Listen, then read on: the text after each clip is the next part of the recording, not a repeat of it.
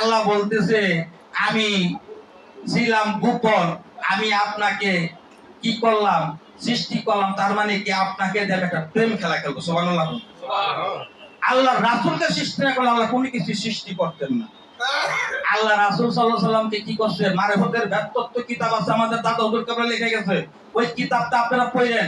এবার সবক মাহফিলে আমার আব্বা বলছে এই সালেক ব্যক্তিদের জন্য প্রত্যেকের জন্য এই কিতাবটা দরকার, কথা ঠিক কিনা? এই কিতাবটার মাঝে সমস্ত কিছু আমার আব্বা বইলা দিছে কি আছে না আছে। সুবহানাল্লাহ। আল্লাহ রাসূল সাল্লাল্লাহু আলাইহি সাল্লামকে যখন এই বৃক্ষের মাঝে রাখলেন, হাসি আয়না নিয়ে যখন আল্লাহ রাসূল সাল্লাল্লাহু আলাইহি সাল্লামের সামনে রাখলেন, আল্লাহ রাসূল সাল্লাল্লাহু আলাইহি সাল্লাম ছিলেন ময়ূর রূপে। সুবহানাল্লাহ।